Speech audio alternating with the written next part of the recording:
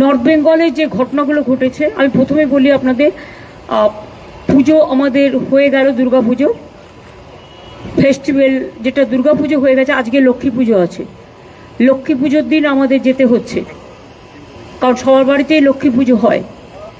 এরপর দীপাবলি আছে, দিওয়ালি আছে, ছট পুজো আছে, সেগুলো আস্তে আস্তে হবে। কিন্তু দুর্গাপুজোয় কোটি কোটি মানুষ এসছেন কলকাতায়, এবং পুলিশ পরিবার, অ্যাডমিনিস্ট্রেটিভ পরিবার, মিডিয়া, ক্লাবগুলো, পুজো কমিটিগুলো, তারা ভীষণ ভালো রোল প্লে করেছে এবং খুব শান্তিপূর্ণভাবে সমস্তটাই সম্পন্ন করেছে। আমি তাদের থ্যাঙ্কস দিচ্ছি, আমার স্যালুট জানাচ্ছি। এরপর আমি নর্থ বেঙ্গল বলছি। নর্থ বেঙ্গল পরশুদিন রাত্রির থেকেই সিএস, আমি, ডিজি, পুলিশ আমরা মনিটরিং করেছি কন্টিনিউয়াস। কলকাতায় একদিন যে 6 ঘন্টা জল জমেছিল আপনারা জানেন, 300 মিলিমিটারের ওপর বৃষ্টি হয়েছিল। নর্থ বেঙ্গলেও খুব আনফর্চুনেটলি পরশুদিন রাত্রে যে বৃষ্টিটা হয় সেটা 300 মিলিমিটার বেগে হয়েছিল এবং 12 ঘন্টা কন্টিনিউয়াস।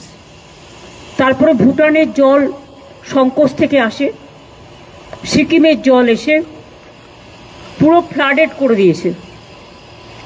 আজকেও আমি গঙ্গার সামনে থেকে আস্তে আস্তে দেখছিলাম গঙ্গা পুরো ভর্তি হয়ে গেছে। কাল পরশু হাই টাইড আছে। কথা হচ্ছে আমি কতটা রাজ্যের আমরা জল সামলাবো। বিহারে বৃষ্টি হলে জল চলে আসছে ফরাক্কা দিয়ে, ইউপিতে বৃষ্টি হলে ফরাক্কা দিয়ে জল চলে আসছে গঙ্গায়, গঙ্গা টুবু টুবু হয়ে যাচ্ছে। আমাদের জলটা যাবে কোথায় এখানে জল বৃষ্টি বেশি হলে? তারপরে ধরুন ডিবিসি তো ইচ্ছে মতো জল ছাড়ছে, পুরোটা নিজেদের খালি করে দিয়ে নিজেদের বাঁচাচ্ছে, ঝাড়খণ্ডকে বাঁচাচ্ছে। ঝাড়খণ্ড বাঁচুক আমি চাই, কিন্তু তোমরা সিলট্রেশন করছো না কেন, ডিসিলট্রেশন করছো না কেন? আজকে 20 বছর ধরে বলতে বলতে মুখ ব্যথা হয়ে গেছে।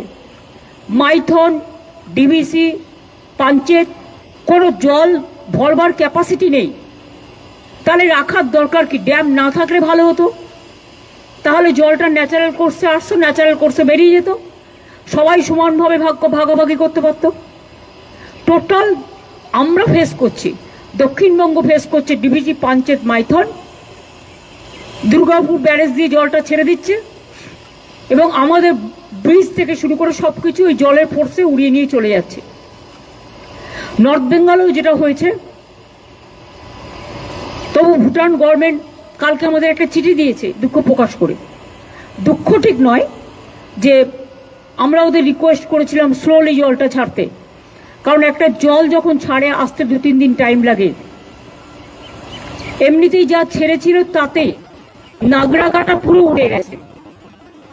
ওদিকে ধূপগুড়ি, ওদিকে জলপাইগুড়ি, আরো অনেকগুলো জায়গা, আলিপুরদুয়ারের জায়গা, মাটিগাড়া, দার্জিলিং, মিরিক, সবচেয়ে বেশি ক্ষতিগ্রস্ত হচ্ছে নাগরাকাটার মিরিক, জোরবাংলো, ওদিকে কালিম্পং ডিসকানেক্টেড হয়ে আছে। তার মধ্যে মনে রাখবেন আমরা ট্যুরিস্টদের সব রেস্কিউ করেছি। ডায়মন্ড হারবারের একজন মিসিং আছে, অনেক দূরে ছিল, সে মিসিং আছে। তাছাড়া 500 ট্যুরিস্টকে আমরা আজকেই নিয়ে আসছি নিচে, এবং অলরেডি আমরা 45টা ভলভো বাসে ট্যুরিস্ট যারা ওখানে ছিল তাদের কালকে নিয়ে এসছি।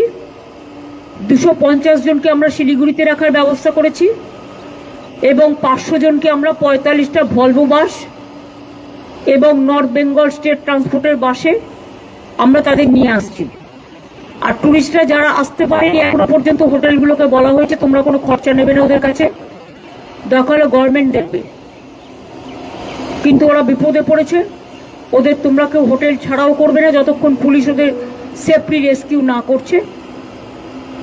আর 2 হচ্ছে ওদের নিয়ে আসার দায়িত্ব আমাদের, কারণ অনেক সময় জলে মানুষের টাকা পয়সা, কাগজপত্র সব কিছু নষ্ট হয়ে যায়, সেসবগুলো তো দেখা দরকার আমাদের মানবিকতার খাতিরে, এটা আমাদের বুঝতে হবে। তাই আমরা তাদের ফিরিয়ে আনার ব্যবস্থাও করছি। সুতরাং অল ট্যুরিস্ট আর সেফ এবং পুলিশ ওদের সেফলি রেস্কিউ করেছে। এছাড়াও পুলিশ অলরেডি কমিউনিটি কিচেন তো স্টার্ট করেছে, মিরিক থেকে শুরু করে নাগরাকাটা থেকে শুরু করে বিভিন্ন জায়গায়।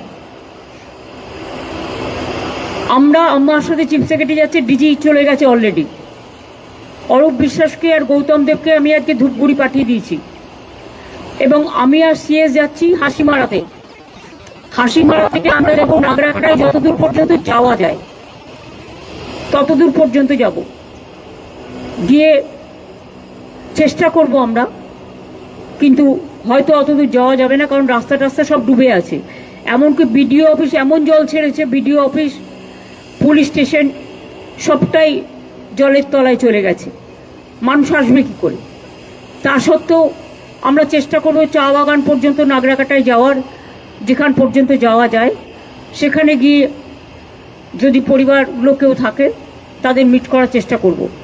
আর আগামীকাল তারপরে আমরা হাসিমারা থেকে বাগডোগরা ফিরে আসবো রাতে, এবং আগামীকাল আমরা মিরিকে যতদূর যাওয়া যায় যে পর্যন্ত সেই পর্যন্ত যাব।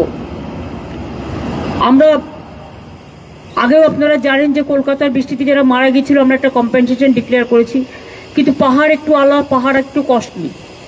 তাই পাহাড়ে বিশেষ করে কালকে যারা বন্যায় মারা গেছে, মানে ম্যানমেড বন্যায়, পরিকল্পিত বন্যায়, জল ছাড়ার জন্য, এবং অতি দুর্যোগ, অতি বৃষ্টি সারা ভারতবর্ষের প্রতিটি জায়গাতেই হচ্ছে, উত্তরাখণ্ড থেকে শুরু করে, বিহার থেকে শুরু করে, ইউপি থেকে শুরু করে।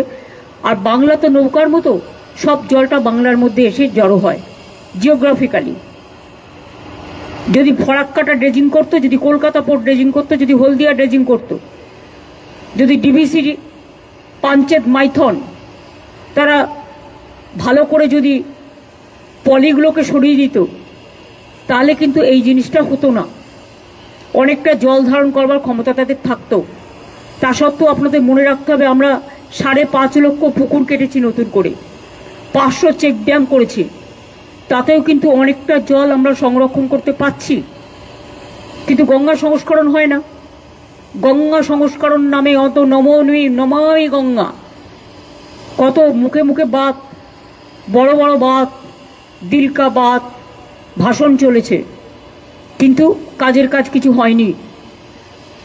যে টাকা ভোটের টাকায় ঘুষ দেয় বিজেপি দল, গভর্নমেন্ট অফ ইন্ডিয়া, যে টাকায় ওরা ইলেকশন কমিশনকে পলিটিক্যালি কাজে লাগিয়ে, এজেন্সিকে কাজে লাগিয়ে ইলেকশনের আগে ঘুষ দেয়, সারা বছর কিন্তু দেয় না এই টাকাটা। আমাদের উন্নয়নের টাকাটাও গ্রামীণ রাস্তা থেকে শুরু করে, 100 দিনের কাজ থেকে শুরু করে, বন্যার টাকা থেকে শুরু করে, রাস্তাঘাটের টাকা থেকে শুরু করে, বাড়ি নির্মাণের টাকা থেকে শুরু করে সব বন্ধ। সর্বশিক্ষা অভিযানের টাকা থেকে সব বন্ধ। এর মধ্যে জিএসটি আপনারা জানেন, যদিও এটা আমরা চেয়েছি মানুষের জন্য, কিন্তু 20,000 কোটি টাকার জন্য জিএসটির আমাদের রেভিনিউ লস হয়েছে। এমনিতেই 1,85,000 কোটি টাকার মতো আমরা পাই সেন্ট্রাল থেকে, আমাদের দেয়নি। তাছাড়াও আরও 20,000 যুক্ত করুন। এই টাকাগুলো আমরা কোথা থেকে জোগাড় করব? তাও মামাটি মানুষের সংসার কোনো রকমভাবে আমরা চালাচ্ছি, মানুষের আশীর্বাদে, সহযোগিতায়, দোয়ায়, জোহারে, সকলের প্রার্থনায়, এবং মানবিকতার স্বার্থে কখনো আমাদের কোনো কিছুর অসুবিধা হবে না। সন্দেশখালীতে আপনারা দেখেছিলেন কতগুলো ঘর বাড়ি ভেঙে গেছিল একটা লোকাল ঝড়ে, পরের দিনই তৈরি করে দিয়েছে, এবং সেখানে পুলিশকে আমি থ্যাঙ্কস দিচ্ছি যে ওরা কাজটা ইনিশিয়েটিভ নিয়ে করেছে অ্যাডমিনিস্ট্রেশনের সাথে। আমি এই পরিবারগুলোর জন্য, যারা মারা গিয়েছেন 23 জন, 18 জন দার্জিলিং, মিরিক, কালিম্পং, মিরিকে সবচেয়ে বেশি ক্ষতি হয়েছে, এবং নাগরাকাটায় 5 জন মারা গেছে। এই 23 জনের রিপোর্ট আমাদের কাছে এখনো পর্যন্ত আছে। তাদের প্রত্যেক পরিবারকে আমরা 5 লাখ টাকা করে, যদিও আমি জানি জীবনের বিকল্প কখনো টাকা হয় না, কিন্তু যে চলে যায় তার পরিবার তো রয়ে যায়। পরিবারগুলোর পাশে দাঁড়ানোর জন্য এটা আমাদের সামান্য কন্ট্রিবিউশনও বলবো না, সামাজিক কর্তব্য। 5 লক্ষ টাকা করে কম্পেনসেশন দেওয়া হবে, এবং প্রতি পরিবারের একজনকে স্পেশাল হোমগার্ডের চাকরিও দেওয়া হবে, যাতে পরিবারগুলো নিজের পায়ে দাঁড়াতে পারে, কারো মুখোপেক্ষী হয়ে থাকতে না হয়। এই পর্যন্তই আমার বলার ছিল। এইটুকু আপনাদের আমি বললাম। বাদবাকি আমি এখন হাসিমারা যাব, হাসিমারা থেকে নাগরাকাটা যাব, কালকে মেরিক যাব। আপনাদের প্রোগ্রামগুলো জানিয়ে দিয়ে গেলাম। সবাই ভালো থাকবেন। আর এদিকটাও একটু অ্যালার্ট করবেন, 7-8 তারিখে হাই টাইড আছে। এমনিতেই ডিভিসি পাঞ্চেত মাইথনের জলে মেদিনীপুরের ঘাটাল থেকে শুরু করে অনেক জায়গাতে জল জমেছে, ওগুলো খুব লো ল্যান্ড, যার জন্য ঘাটাল মাস্টার প্ল্যান 20 বছর চেষ্টা করে যখন সেন্ট্রাল করেনি, তখন আমরা নিজেরাই প্ল্যানটা করছি। কিন্তু ঘাটাল মাস্টার প্ল্যান করলেও ডিভিসি যতক্ষণ পর্যন্ত এইভাবে জল ছাড়বে ততক্ষণ পর্যন্ত আমাদের অন্য ওয়ে আউটের ব্যবস্থা করতে হবে। আমরা তো চাই ড্যামের দরকার নেই। ড্যাম থেকে কি লাভটা হলো? সিকিমে 14টা হাইডেল পাওয়ার করেছে তিস্তা ব্রিজের ওপরে। জল ধারণটা করবে কোথায়? সবটাই শিলিগুড়িতে এসে পড়ছে, মাটিগাড়াতে এসে পড়ছে,